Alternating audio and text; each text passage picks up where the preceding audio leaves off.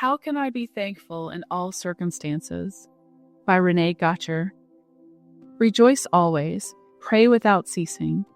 In everything give thanks, for this is the will of God in Christ Jesus for you.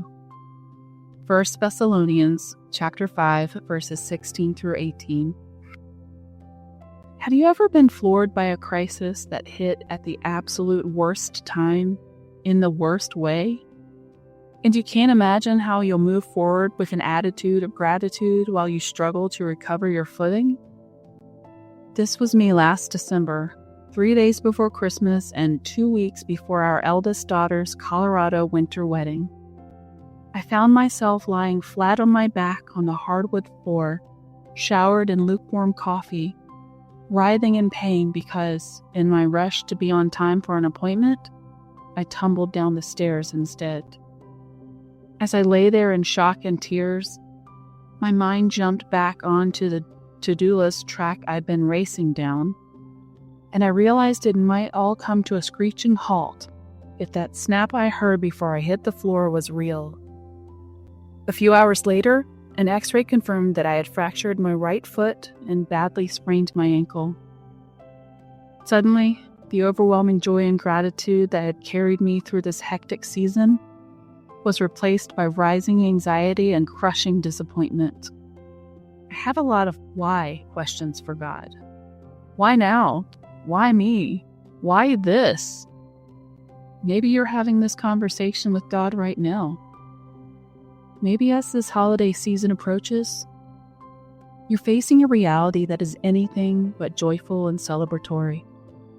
And as you consider the words of this familiar exhortation from the Apostle Paul, rejoice always, in everything give thanks.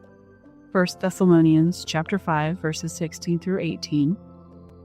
You can't imagine how you will muster up such feelings under these circumstances. I get it. In the days that followed my untimely injury, I struggled to surrender my anger, my anxiety, and my disappointment to the Lord. I pleaded with Him to give me eyes to see His goodness while I endured the pain of healing and the chaos of regrouping because of my limited mobility. As I dug deeper into this passage and others like it, Colossians chapter 3, verse 15, Philippians chapter 4, verses 6 through 7, and Ephesians chapter 5, verse 20, I realized that Paul didn't suggest we be thankful for everything. That's a relief. Honestly, I wasn't grateful for the accident and the challenges I now faced at such an important time for my family. However, I could be thankful in this situation. In Greek, the preposition in means a fixed position in place, time, or state.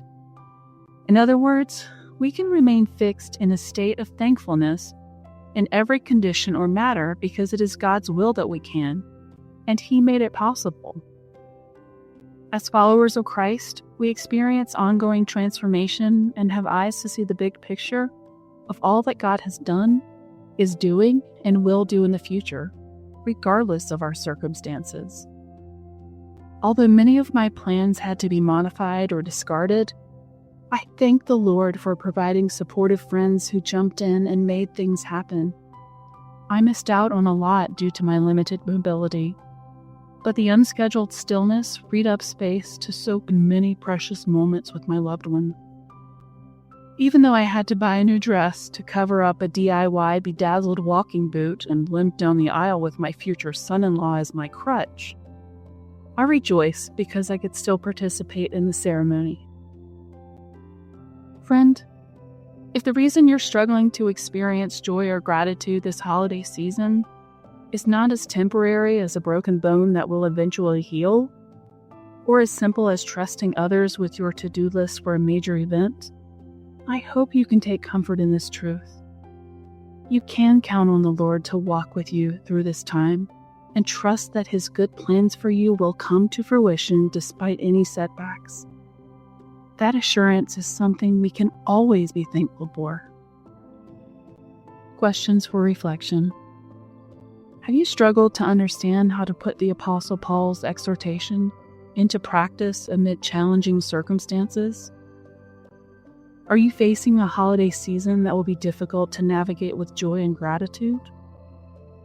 Have you witnessed God work through painful trials in your past?